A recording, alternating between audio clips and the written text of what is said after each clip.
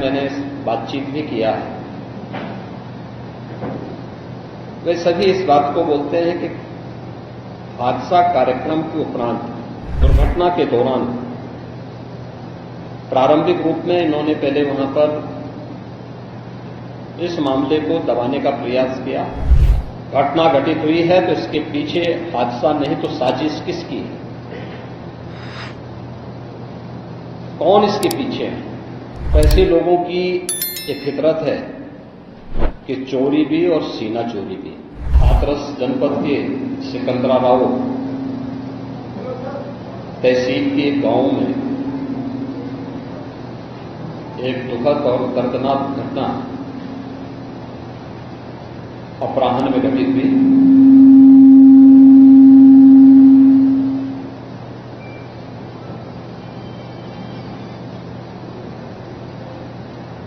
इस पूरी घटना के तह तक जाने के लिए शासन स्तर पर हम लोगों ने कल भी जो व्यवस्था बनाई थी, लेकिन प्रथम दृष्टया हम लोगों का यह था कि पहले राहत और बचाव के कार्य को आगे बढ़ाया जाए।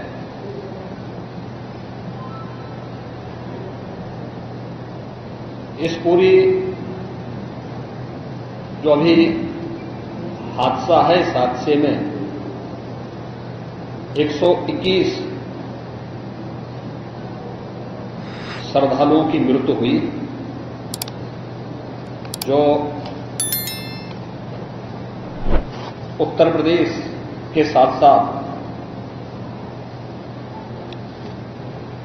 हरियाणा, राजस्थान और मध्य प्रदेश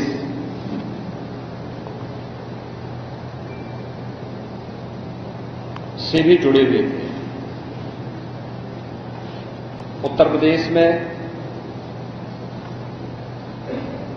हाथरस, बदायूं,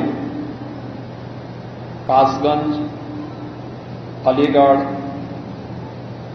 एटा, ललितपुर, शाहजहांपुर, आगरा, फिरोजाबाद, गौतम बुद्ध नगर, मथुरा, औरैया, बुलंदशहर, पीलीभीत, संभल और लखीमपुर खीरी, इन 16 जनपदों के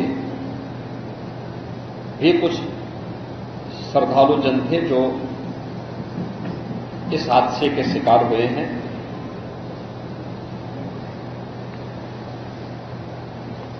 एक 121 में से 6 मृतक ऐसे थे जो अन्य राज्यों से थे,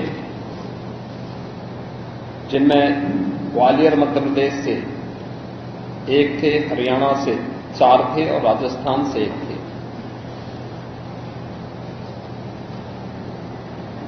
हाथरस के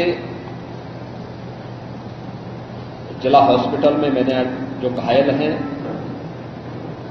31 ऐसे घायल हैं जो हाथरस, अलीगढ़, एटा और आगरा के हॉस्पिटल में जिनका उपचार चल रहा है, और उसमें लगभग सभी आउट ऑफ डेंजर है।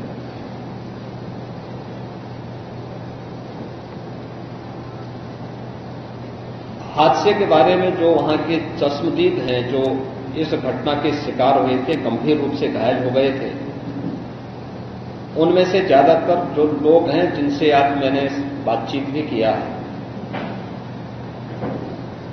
वे सभी इस बात को बोलते हैं कि हादसा कार्यक्रम के उपरांत जब इस कार्यक्रम में जो सज्जन वहां पर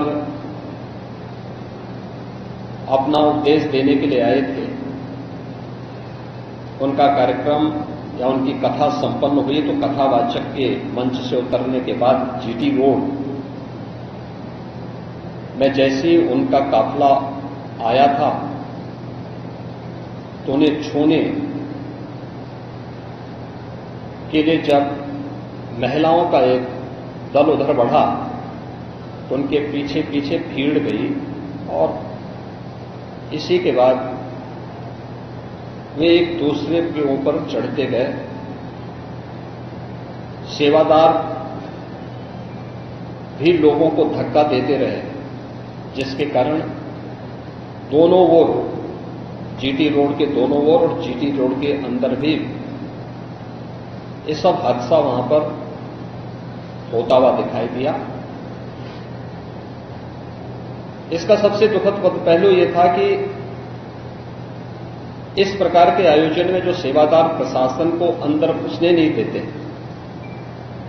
दुर्घटना होने के तत्काल बाद या दुर्घटना के दौरान प्रारंभिक रूप में इन्होंने पहले वहां पर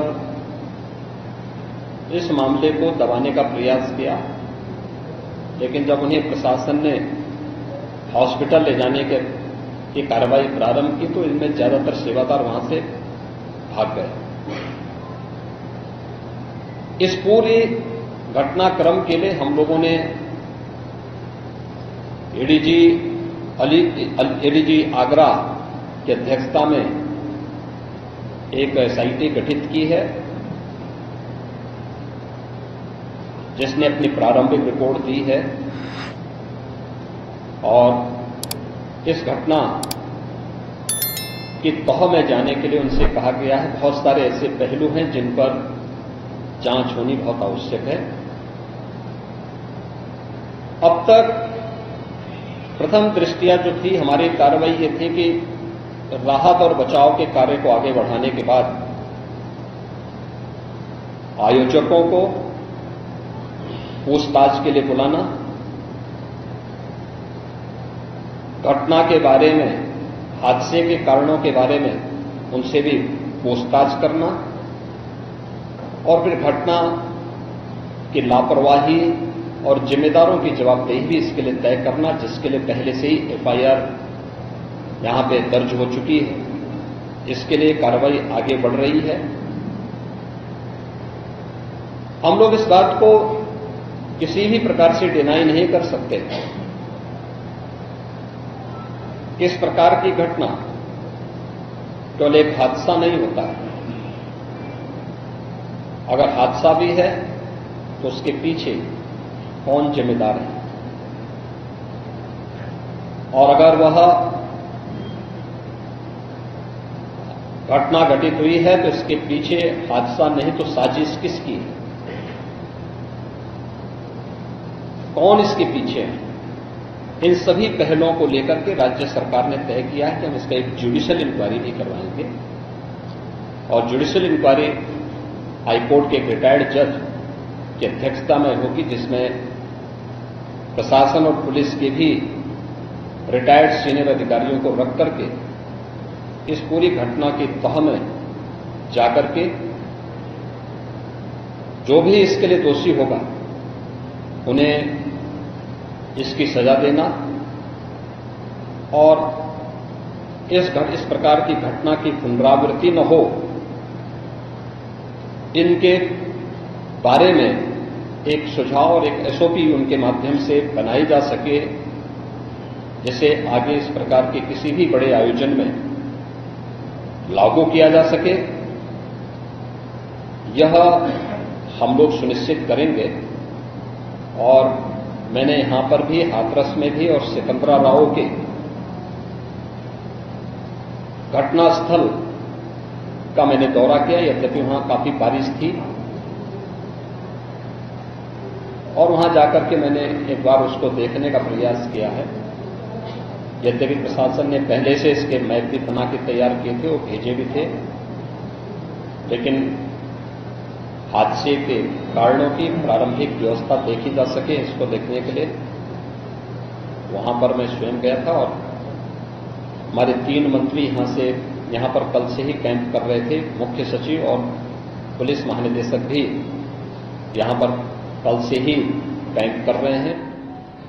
सीनियर अधिकारीगण भी यहां पर पुलिस और प्रशासन के अधिकारीगण यहां पहले से ही कैंप करते हुए इस पूरी घटना के लिए जिम्मेदारों की जवाबदेही तय करने की भी दिशा में आगे कार्रवाई की जा रही है, जिसमें कुछ विशेष दल बनाए गए हैं, जिनमें अलग अलग जनपदों में उनकी कार्रवाई अब प्रारंभ होगी। और प्रारंभिक जांच के बाद आगे की कार्रवाई को हम लोग आगे बढ़ाने का कार्य करेंगे। यह यहां की घटना के बारे में था और जुडिशियल इंक्वायरी के बारे में आज ही इसके नोटिफिकेशन शासन के द्वारा भी जारी हो जाएगी।